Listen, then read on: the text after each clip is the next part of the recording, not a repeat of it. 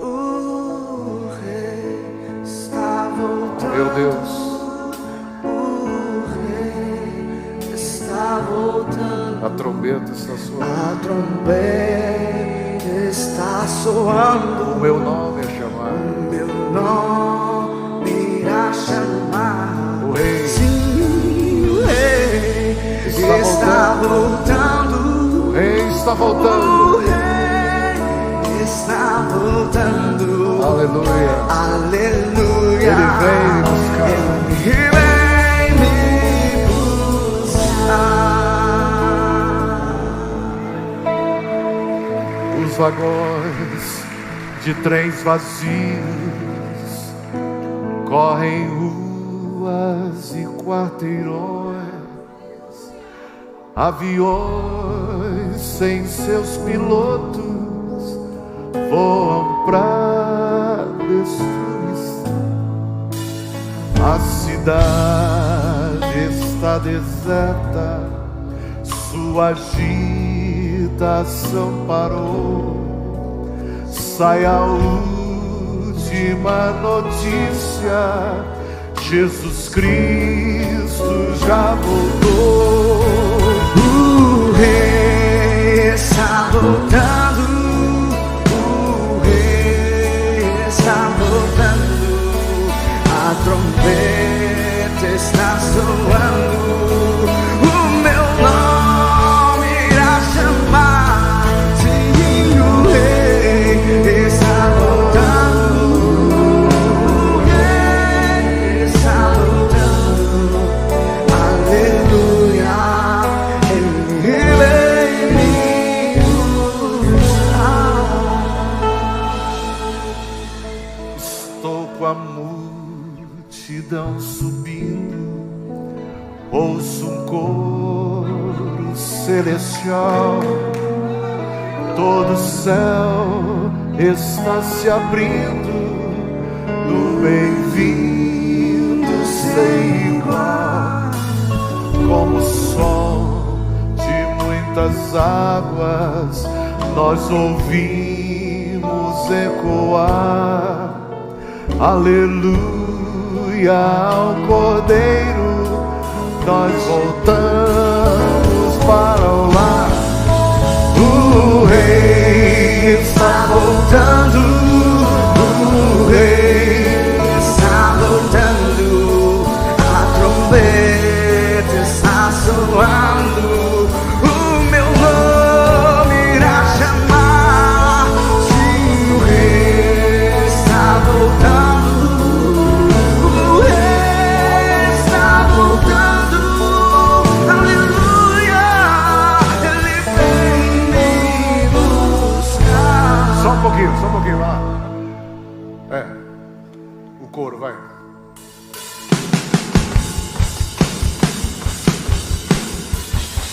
Te vira.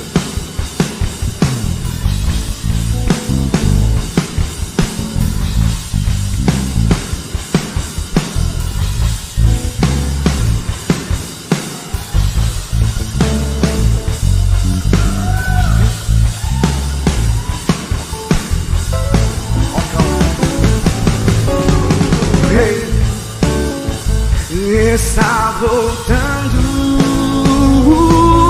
O rei está voltando. A trombeta está soando. O meu nome irá chamar. O rei está voltando.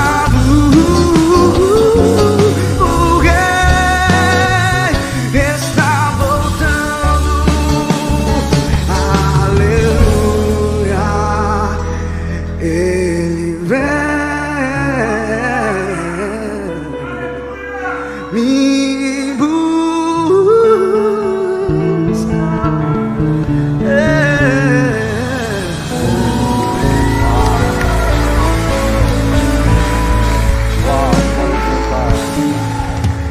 Prepara-te para encontrares com o teu Deus.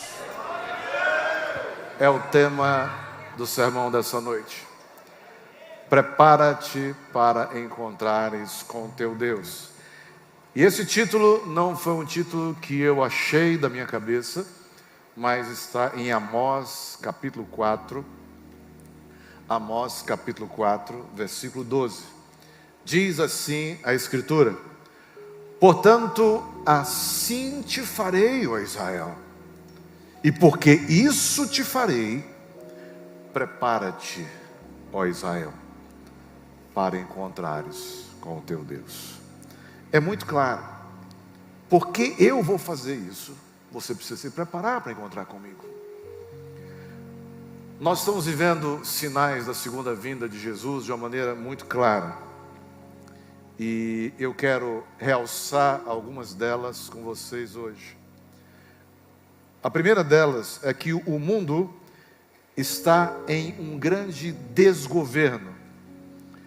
E eu já falei para vocês que para existir uma nova ordem mundial, é necessário que seja destruída a antiga ordem.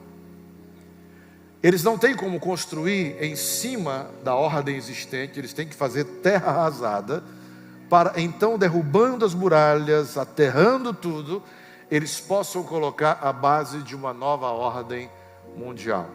Já disse para vocês que o grande empecilho para isso chama-se cristianismo. Mas, ao longo da história recente, nós presenciamos algo que talvez você não tenha olhado com os olhos, que precisa ser observado. Alguns governantes vieram mostrando tanta dor, sabe, como se as pessoas ficassem com medo de alguns governantes e que já se preparassem então para pedir a chegada do anticristo, daquele que vai trazer a paz sobre a terra. E isso é profecia. Você e eu, querendo ou não, virá, o anticristo vai chegar e vai governar. Observe comigo, por favor, uma pessoa, por exemplo, chamada Ivan IV, tá? Conhecido também como Ivan o Terrível. Foi o primeiro César da Rússia, e ele foi tão bonzinho, que ele matou o próprio filho. Pra você ter ideia, para poder botar moral logo.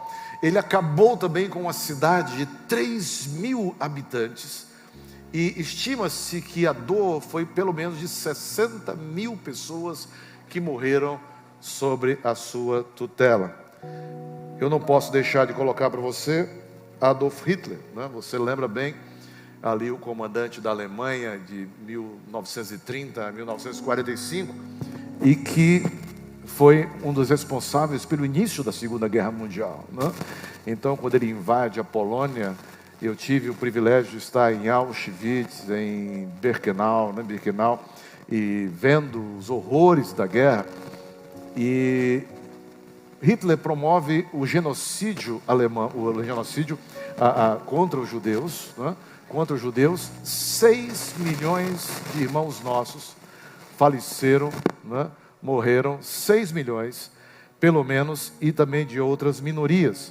Mas o cálculo estimado para Hitler é de 21 milhões de pessoas. 21 milhões de pessoas através da sua influência. E aí você chega a Joseph Stalin, né, tá, que de 1878 a 1953, ele foi um ditador terrível, né, e ele perseguiu e torturou muitas pessoas, né, muitas pessoas. Todos que se levantavam contra o regime eram mortos. Ninguém tinha direito de opinião, ninguém podia dar sua opinião, ninguém podia expressar nada, porque seria morto. É colocado para ele aí 20 milhões de vítimas. 20 milhões de vítimas nessa vida. Aí você vai para Mao Tse-tung, né? Lá na China, 1893 a 1976. E aí quando você chega em Mao, na República, né? É tão bonito isso aí, né? Presidente da República Popular da China. E aí quando chega ele para implantar isso aí, vocês já acompanharam comigo, são pelo menos 77 milhões de pessoas mortas. Então as pessoas vão se decepcionando com os governos, se decepcionando e pedindo algo diferente que aconteça. Você chega em 1925 com o Pol Pot, que nasceu até 98, tá? No Camboja, e aí você vai ver um dos países mais pobres do mundo sendo arrasado. Pelo menos 1,7 milhão de pessoas, calcula-se pelo menos 2 milhões de pessoas mortas no Camboja. Governos que ninguém quer ouvir falar. Mas se você for um pouquinho chegando ali na Europa, você vai ver Benedito Mussolini, né? E aí você vê o quê? O fascismo chegando e apoiando a Hitler. Eu quero que você entenda que Hitler era encantador. Hitler podia ser convidado para uma igreja nossa tranquilamente. Ele detestava o divórcio, amava os bons costumes, ou seja, era um legalista que só tem por fora, mas por dentro é um sepulcro, né? E aí nós temos Benedito Mussolini com 440 mil mortes. Na Espanha nós temos Francisco Franco, e numa guerra civil, nós não podemos nem imaginar o que é uma guerra civil, que é irmão lutando contra irmão, parente contra parente, pessoas do mesmo povo se matando. São pelo menos 500 mil espanhóis mortos. E aí mais recentemente você vai lembrar do Saddam Hussein, não é? Até 2006, quando ele estava com a ditadura lá no Iraque, né? E o Iraque é muito precioso para a gente, porque é o berço, né, da Bíblia, do Jardim do Éden, de tudo está ali, é muito bonito. Então ele matou de uma vez só 185 mil curdos, e pelo menos 2 milhões de pessoas foram assassinadas através do seu regime. Mas será que tudo é tão longe? Não, tem aqui, na América Latina, nós tivemos Augusto Pinochet, 1915 a 2006 também, e com prisões, tortura, pessoas que sumiram, né? Sumiram completamente. São 40 mil pessoas vítimas desse regime, né? E ele, só de presos políticos, foram 3 mil que sumiram. Quando nós falamos de presos políticos no Brasil, nós temos agora o Daniel Silveira, que foi colocado, né? Foi solto agora. Temos Roberto Jefferson, mas são 2, 3, 5. Nós estamos falando de 3 mil que sumiram, desapareceram.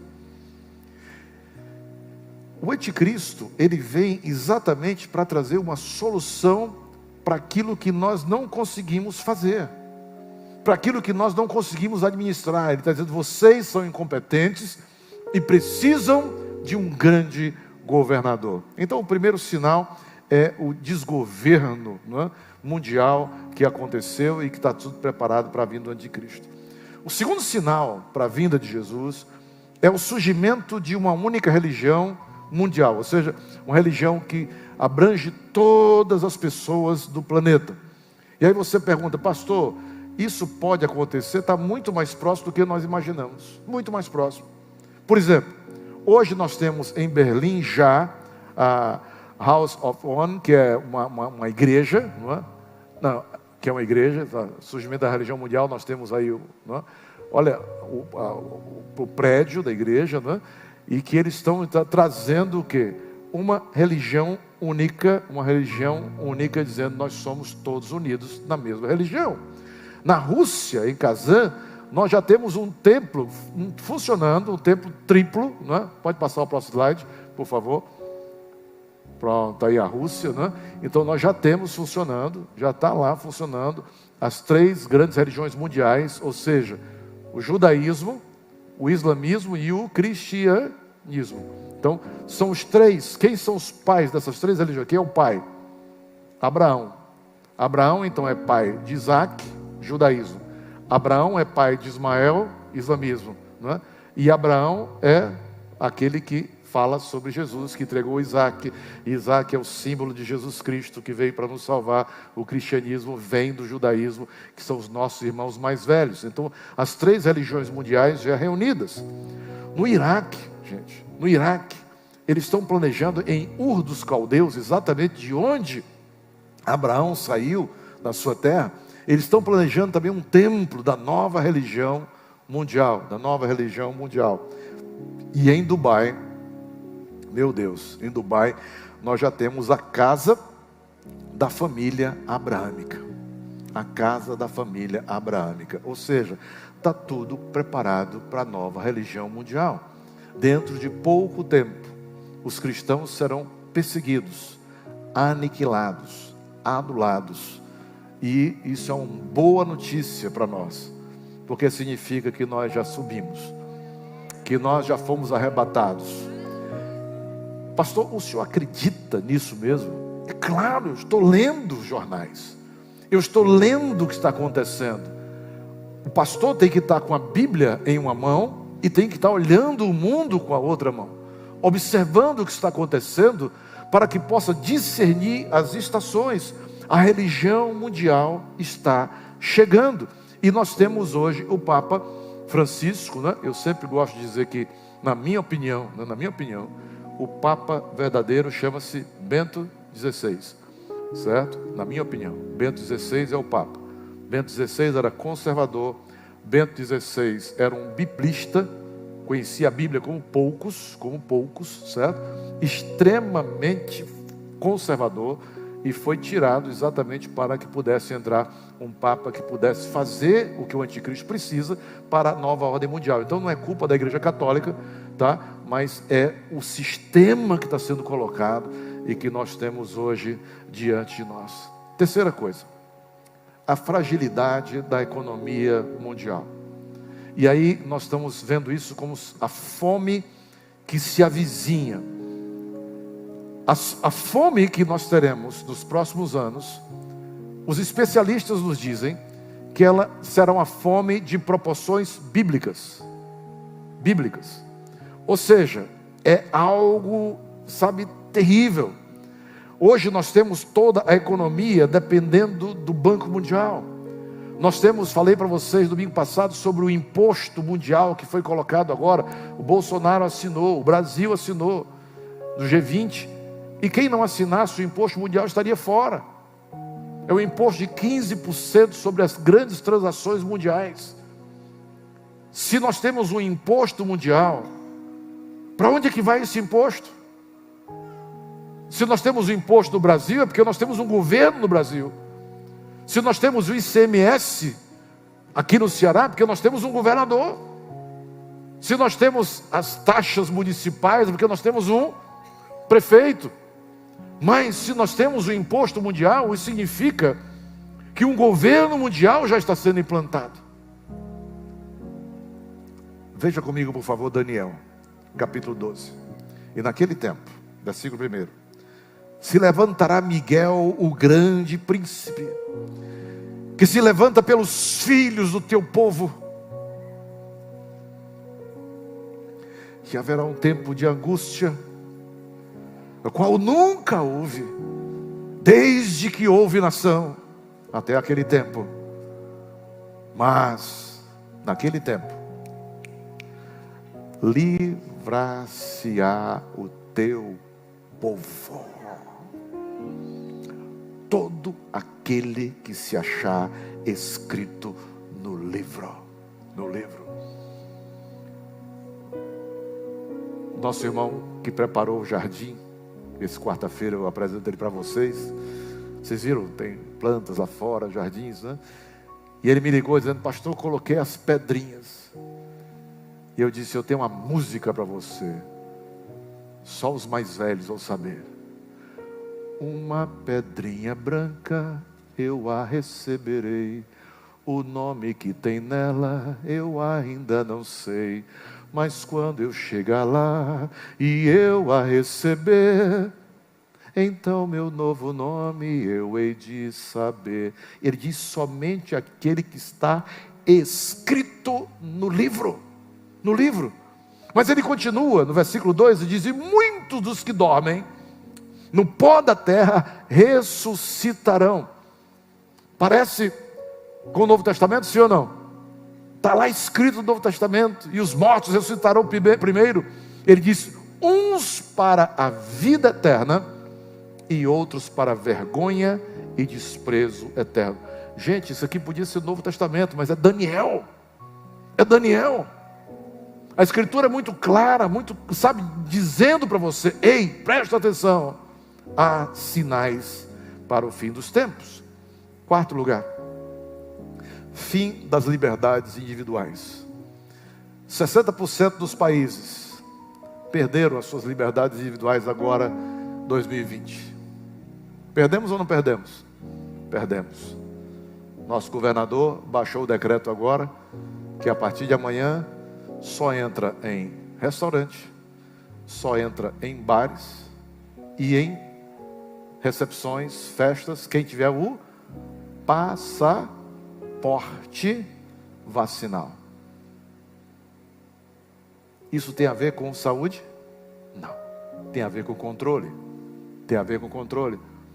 O meu amigo Armando Bispo, pastor da Igreja Batista Central, que é lá da Tenda, lá na BR, querido, ele foi à Assembleia, junto com a Priscila, para pedir, dizer, ele disse, eu não posso tomar vacina. O médico me proibiu de tomar vacina, como é que eu vou fazer agora? Não vou mais para restaurante, ou para canto nenhum. Então, sabe, as pessoas estão se dizendo, eu quero controlar a sua vida, eu tiro a sua liberdade, você só anda se for de máscara, você só faz isso. Tudo que nós estamos vivendo faz parte de um controle das pessoas. Talvez você tenha lido o livro que nós lemos, chamado 1984, de George Orwell. Quem já leu esse livro? Quem já leu? 1, 2... Eu queria desafiá-los a comprar esse livro, tá? Pega aí, olha, dá uma olhada. Eu botei várias versões dele aqui, ó, tá? Já tem PDF ele? É? Então, se tiver em PDF, mais barato ainda, né?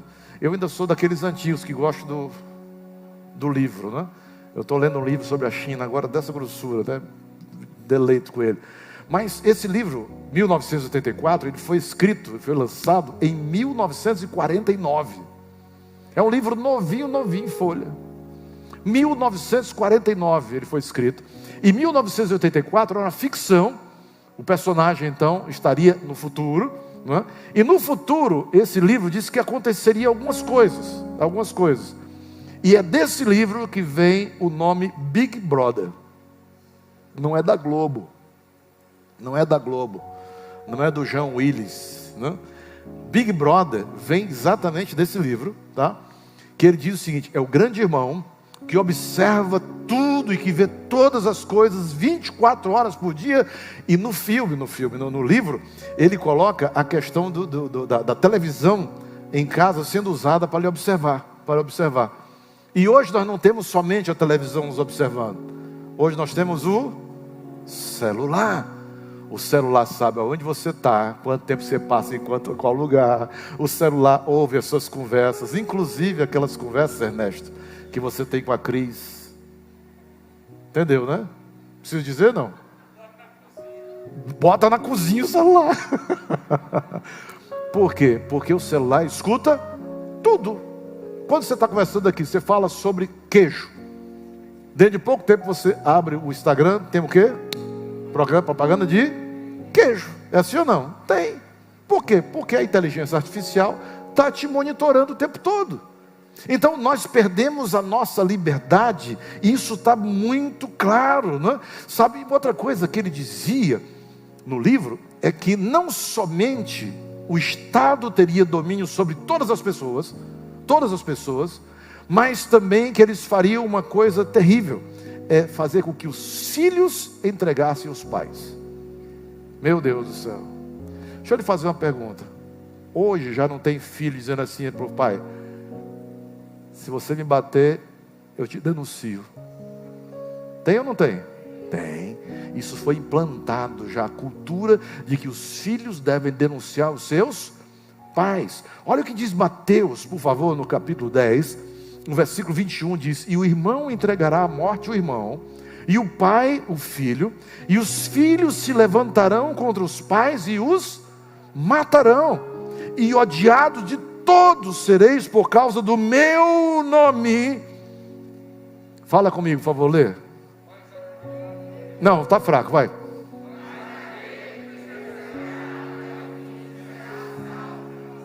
O livro diz o seguinte: que tudo vai ser feito, mas que é para o seu bem. a máscara é para o seu bem, tudo é para o seu bem, entende? Então você precisa fazer porque é para o seu bem. E a gente acredita nisso e fala, uau, para o meu bem, que legal. E isso foi escrito muitos anos atrás. Deixa eu lhe fazer uma pergunta. Um pássaro dentro de uma gaiola, ele está seguro? Sim ou não? Está seguro. Está guardado? Está guardado.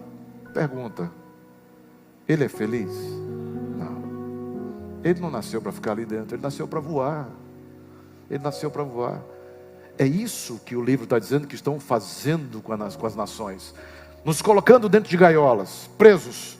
Os bandidos estão soltos. E nós, com grades em casa. É assim ou não? Muros altos, cerca elétrica. Mas os bandidos podem andar. Você não. Outra coisa que eles falam é o seguinte. Que existiria um ministério da verdade. Olha lá. O ministério da verdade. Ou seja, além do Big Brother que tudo vê, existe um ministério da verdade. E o que esse ministério da verdade faz? Reescreve a história. Vamos supor uma pesquisa, tá? Sei lá, Francisquinho está com 230% dos votos. E o Raimundinho está com 10% dos votos. Quando chega na hora da eleição, não é porque isso tenha acontecido em 2018 não, tá? Quando chega na hora da eleição, o que acontece? Inverte totalmente. O que eles fazem? Reescrevem a história. Apagam aquela pesquisa e colocam um dado novo, dizendo que era previsto e tal. Então isso chama-se reescrever a história, apagando o passado. E aí você vai ver de onde eu tirei a frase: somente os vencedores escrevem a história. Repete comigo, por favor. Somente os vencedores escrevem a história. Gente, só quem vence escreve. E eles reescrevem a história todo dia, sim ou não? Claro. O que o professor ensina na sala de aula é realmente o que aconteceu? Depende de quem escreveu a história. Outra coisa que o livro traz é que havia uma nova língua que era diminuta, ou seja, com menos palavras, menos vocábulos, para empobrecer a língua, para que você, quanto menos você tem a necessidade de pensar, menos você exercita o seu cérebro e mais limitado você vai ficando. Então a riqueza de uma língua como a nossa é fundamental. Por isso que nós somos tão inteligentes, porque a nossa língua é uma língua difícil de falar, sim ou não? Nós foi, nós quer e nós vai é fácil, mas falar o português correto é muito difícil, sim ou não? O pobre do americano vem para cá, passa a vida toda, pastor, estamos aqui, né? E não consegue falar nunca. Por quê? Porque é muito difícil. Mas diz mais, é uma linguagem neutra, reduzida, para aprisionar pessoas. Aí hoje, o que é que nós estamos vendo no Brasil já? Todes. É assim ou não? Todes. Semana passada, se não me engano, não foi essa semana agora, foi a semana agora, foi batizada numa igreja inclusiva, quem? Quem sabe? Como é o nome? Tami? Eu não sei o nome. Tami Gandhi? Tami Miranda. É porque eu não conheço esse negócio não. Tami Miranda foi batizada numa igreja inclusiva. Entenda, nós entendemos que todos precisam de Jesus, todos. Mas nós entendemos que o evangelho que nós pregamos inclui você se submeter às palavras das Escrituras Sagradas. Todos precisam, o traficante precisa de Jesus, sim ou não? Claro. Ele continua traficante? Não. Ele se converte, muda de vida e vai trabalhar. Sim ou não? Claro. O adúltero precisa de Jesus? Claro, chega aqui na igreja. A maioria que chegou na igreja um dia já tinha pisado na bola. Não é você e outra igreja, desculpe, né? Mas quando chegou aqui, Jesus transformou a vida e a história. E você não faz mais.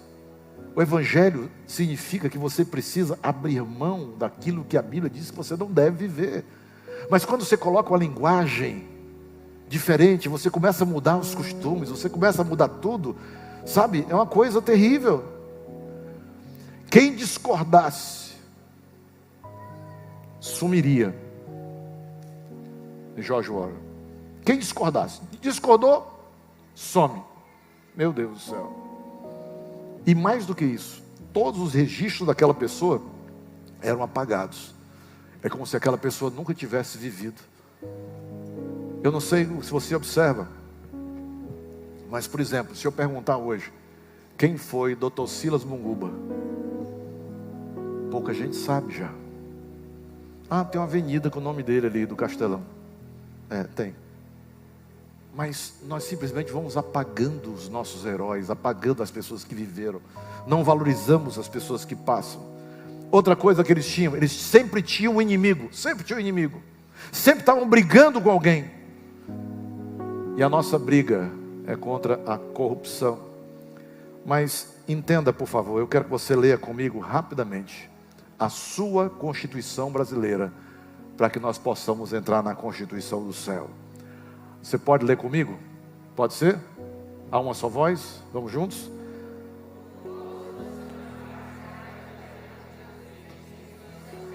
De qualquer natureza, garantindo-se aos brasileiros e aos estrangeiros residentes no país a inviolabilidade do direito à vida, à liberdade, à igualdade, à segurança e à propriedade. Nos seguintes termos: primeiro, homens e mulheres são iguais em direitos e obrigações no termos dessa Constituição. É a mesma Constituição do céu. Jesus foi que trouxe a valorização da mulher. 2, ninguém será obrigado a fazer ou deixar de fazer alguma coisa senão em virtude de lei. Veja, lei é diferente de decreto. Lei é uma coisa que passa no legislativo e é aprovado, tá? 3, ninguém será submetido a tortura, nem a tratamento desumano, nem degradante.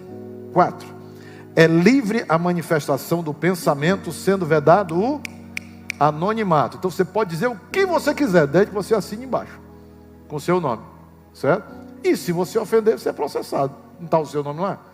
Mas você pode dizer o que você quiser. Pode até dizer que eu não sou bonito. Meu Deus do céu. É assegurado o direito de resposta proporcional ao agravo, além da indenização de dano material, moral ou à imagem. É inviolável a liberdade de consciência e de crença. É inviolável, isso é a nossa Constituição.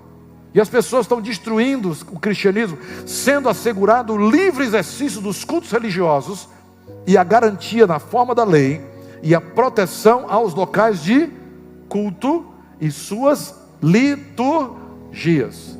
Durante a pandemia, no ano 2020, o governador baixou um decreto dizendo que a igreja só podia ter uma pessoa e mais um cantando. E eu mandei dizer para o governador, eu disse: olha, na minha igreja mando eu. Eu sou o pastor da igreja, colocado por Deus como sacerdote ali. Governador não manda na igreja. Se eu quero colocar 1, 2 ou 10, ele pode até dizer que o distanciamento tem que ser de tanto. Mas eu distancio aqui, isso já não. Mas no altar ele não pode dizer quem sobe e quem não sobe. Nem quantos sobem, quantos sobem. A liturgia está na Constituição, sou eu que faço a liturgia. No culto passado, Lucas cantou uma música, aquela: me dá a cura, recebe a unção. Nem eu digo, eu cheguei para ele: meu amigo, pelo amor de Deus, toma um Lexotan, faz alguma coisa, mas muda essa música. Eu quero uma música para cima nesse culto agora. Ele falou: tá bom, pastor, foi mal, não é? Então, o pastor tem autorização pela Constituição de fazer a liturgia. E ninguém pode dizer nada. Você não pode dizer: pastor, prega sobre isso. Se eu quiser pregar, eu prego. Se eu não quiser, eu não prego. Por quê? Você entende? É um sacerdote que tem que fazer a igreja. Vamos lá. Ninguém será privado dos direitos por motivo de crença religiosa, de convicção filosófica ou política. É livre a expressão da atividade intelectual, artística, científica ou comunicação, independente de censura. São invioláveis a intimidade da vida privada, meu Deus, a honra, a imagem de pessoas, assegurado o direito de indenização mudando material moral. A casa é asilo inviolável do indivíduo. Ano passado disseram quantas pessoas podiam ter na sua festa, não foi? Sim ou não? A casa é minha. Dentro da minha casa entra quem eu disser. Você entende? É a Constituição. Então a gente tem que começar a entender o que está acontecendo no mundo. É inviolável o sigilo da correspondência, meu Deus, das comunicações telegráficas e dados de comunicação telefônica, salvo no último caso por ordem judicial. É livre o exercício de qualquer trabalho ou ofício profissional. É assegurado a todos acesso à informação, assegurado o sigilo da fonte. É livre a locomoção no território nacional, andar na praia, né? Todos podem reunir-se pacificamente, sem armas. Só tem um problema, que nós somos armados, né? Todo mundo andando com a Bíblia, né? Independente de autorização, desde que se frustre outra reunião. Ou seja, a reunião foi marcada antes da outra para o mesmo local, então não pode, fica, aqui foi marcada a primeira, tá? Anteriormente convocada. É plena liberdade de associação, a criação de associações. Ninguém poderá ser compelido a associar-se e permanecer associado. Se você quer participar da igreja, você pode. Se não quiser, eu não posso obrigar você a ficar aqui, tá? A Constituição diz isso, né?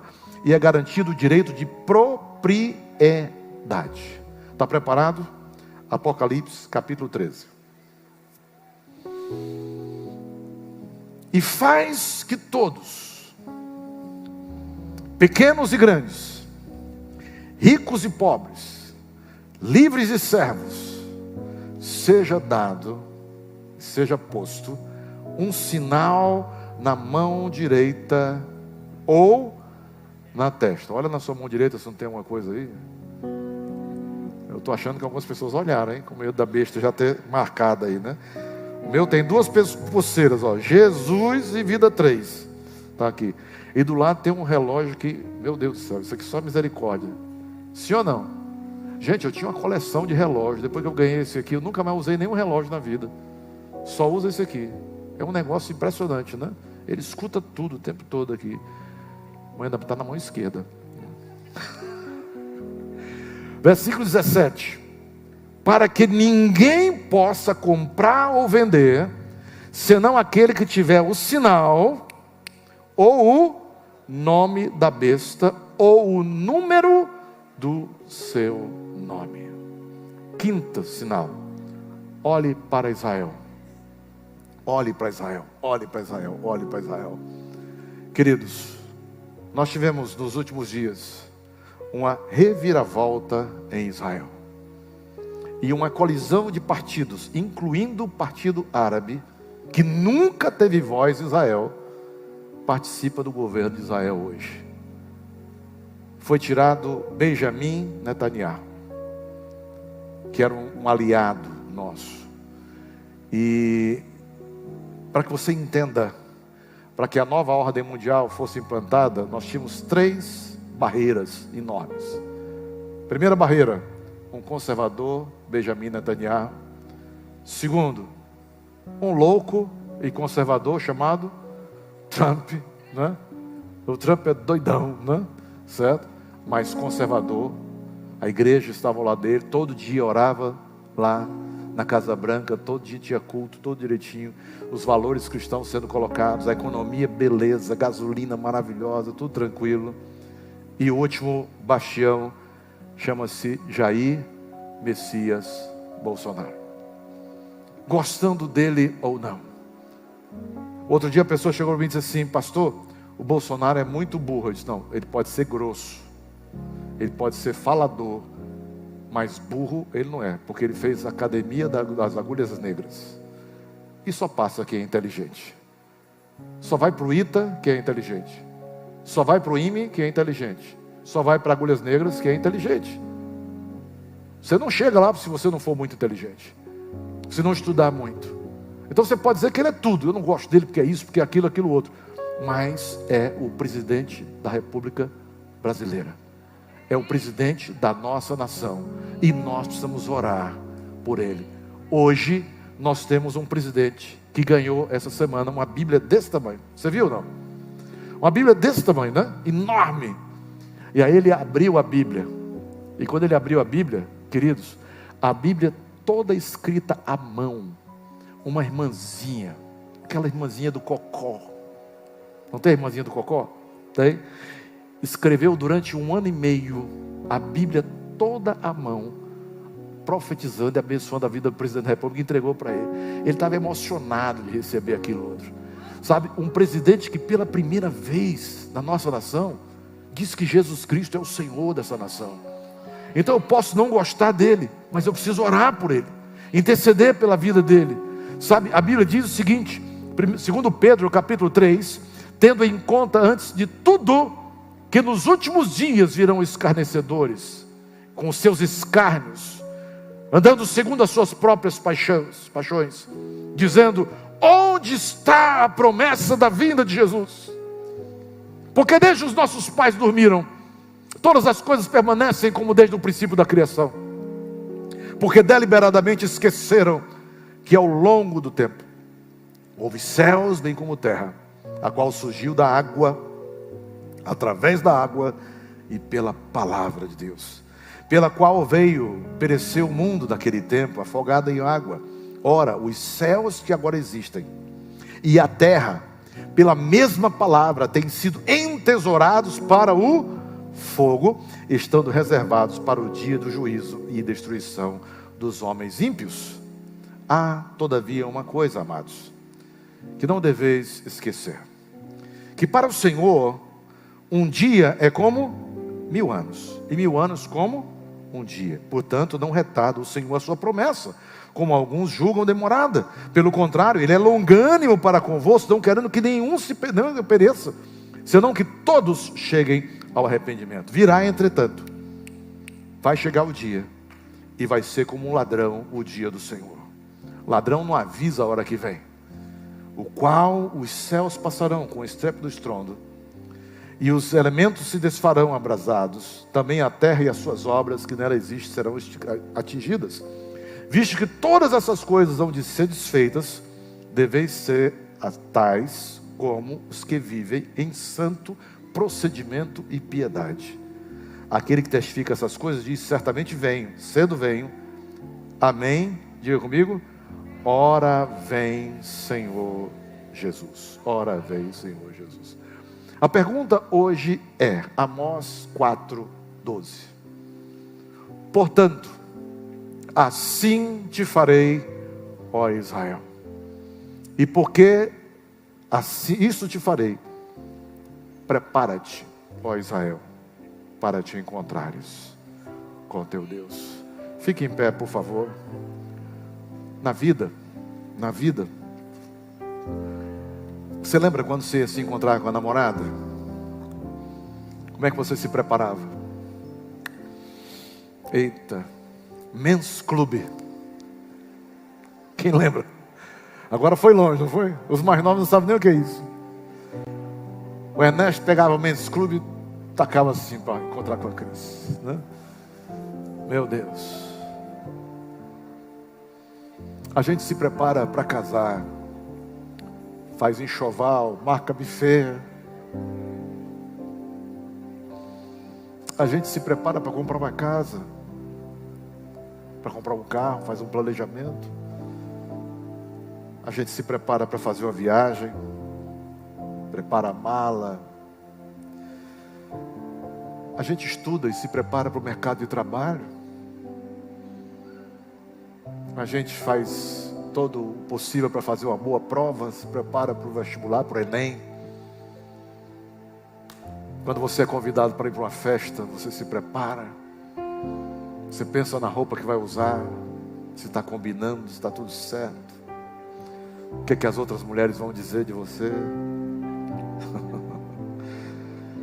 Quando você tem uma reunião no trabalho, você se prepara, você prepara todo o material daquilo que você vai ter que falar. Você se prepara para vir para a igreja. Imagine para se encontrar, para nos encontrarmos com o nosso Deus.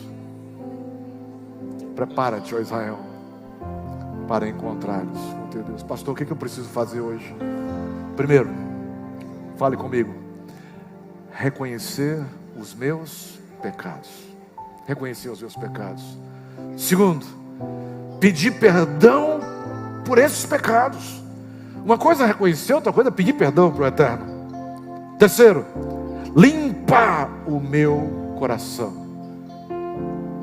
Quarto, limpar a minha mente. E aqui eu estou falando de sentimentos, e aqui eu estou falando de pensamentos.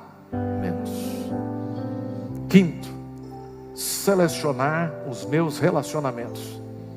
Se eu quero ir para o ITA, se eu quero passar para a medicina, eu vou ter que selecionar meus relacionamentos, sim ou não? Claro. Se eu quero ir para o céu, meu Deus. Sexto, ter um real envolvimento com esta igreja. Você não pode ser um visitante apenas. Não. Você é muito mais que isso. O seu potencial é muito maior para contribuir com essa igreja.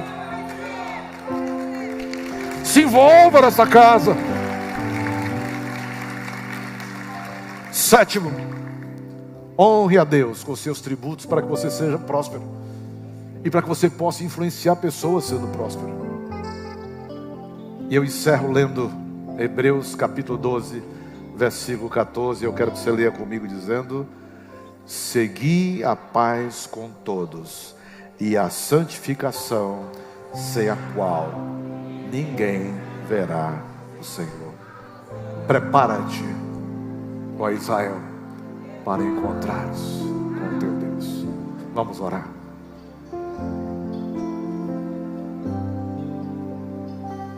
João viu milhares e milhares de anjos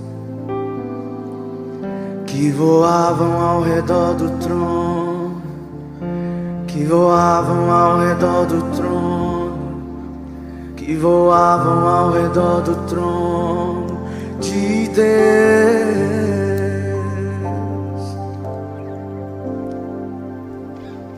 João viu 7 cartiçais de ouro,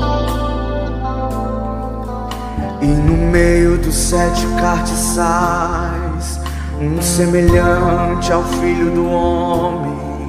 E quem era esse homem? Era Jesus de Nazaré.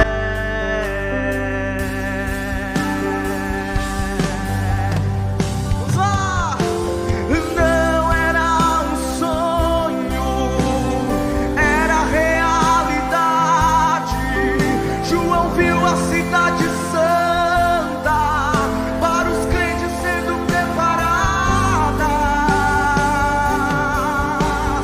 Quem tem ouvidos ouça o que o Espírito diz às igrejas. Jesus Cristo está voltando, se prepares para que tu vejas.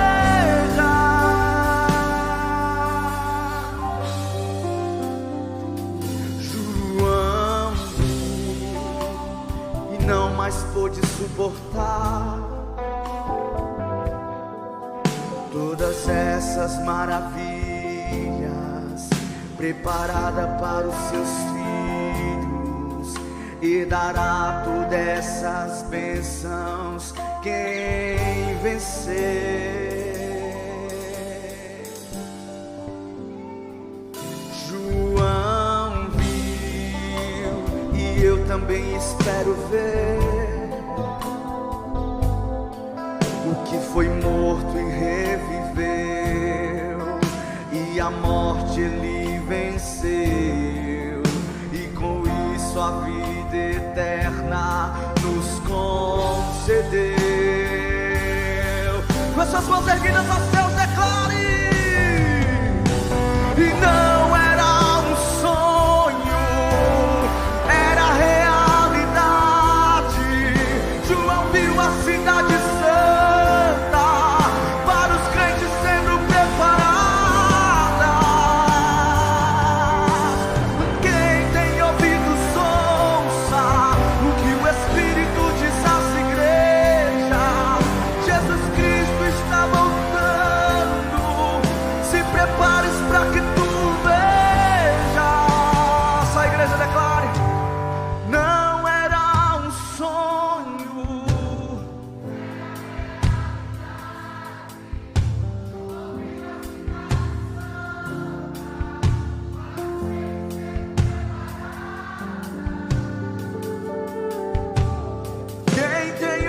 muitos ouçam.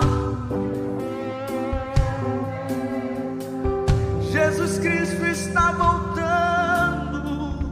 Se prepares para que tu veja.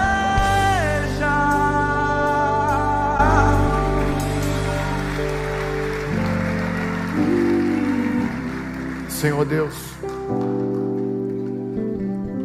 a tua palavra foi lançada hoje. Prepara-te, ó Israel, para encontrares com teu Deus. Lá no Antigo Testamento, e nunca essa palavra foi tão atual como hoje, Senhor. Prepara a tua igreja. Prepara a tua igreja. Nós temos pedido ao Senhor nesses últimos dias que o Senhor lance uma prosperidade sem limites. Que os teus filhos e filhas sejam prósperos, abundantes. E lembrando que a prosperidade, Senhor, que nós temos reivindicado do Senhor, não é dinheiro apenas, mas é vida abundante. Pessoas com saúde, pessoas com um sorriso nos seus lábios e no coração, pessoas com harmonia dentro dos seus lares, Senhor, pessoas com um sonho, com um olhar para o futuro, com alegria, pessoas que têm paz no coração, pessoas que louvam o Senhor todo o tempo, pessoas que quando param em qualquer lugar o cântico brota dentro delas de adoração ao Senhor. Senhor, quando fecham os seus olhos, dormem, Senhor, embalados pela tua presença, porque o Senhor diz: eu me deito, durmo e levanto, porque o Senhor me sustentou. Senhor, nós clamamos que nesses últimos dias, antes de encontrarmos com o Senhor, antes de chegarmos na tua presença, que possamos partilhar o Evangelho com muitas pessoas. Para tanto, Senhor, nós precisamos de muitas coisas. Recursos, sim, mas mais do que recursos, nós precisamos de uma unção poderosa sobre a vida dos teus filhos e filhas. Que quando orarem, as coisas aconteçam. Quando colocarem as mãos, as pessoas sejam curadas. Que haja a manifestação do teu poder na vida de cada um dos teus filhos e filhas. Nós não podemos mais viver e brincar de igreja. Chegou a hora, esse é o momento. Prepara-te, igreja, para encontrares com teu Deus. Esse é o momento de entendermos o que nós estamos vivendo. Senhor Deus, faz assim na vida da tua igreja. Abre as portas para evangelizarmos. Nessa última colheita, os campos estão brancos para a colheita. Quantas pessoas desesperadas, quantas pessoas sem força, quantas pessoas tentando suicídio, quantas pessoas com medo do que virá no próximo ano, quantas pessoas dizendo que vem a terceira, quarta, quinta onda, quantas pessoas aguardando sempre, sabe, a desgraça na vida. Senhor, tempos difíceis virão, diz a tua palavra. Não importa o que virá, importa é o teu poder na nossa vida. O que importa é com quem nós estamos, é com quem nós caminhamos. Então, Senhor, manifesta a tua glória sobre os teus filhos e filhas nesta noite, em nome de Jesus. Que o amor de Deus nos una, que o gozo de Deus nos inspire, que a paz de Deus nos envolva e que a coragem de Deus nos sustente daqui para frente. Que a bênção de Deus, o Pai, o Filho e o Espírito Santo repouse sobre todos nós, hoje e para sempre. Amém e amém. E glória a Deus e aleluia. Uau, amo vocês. Não era um sonho.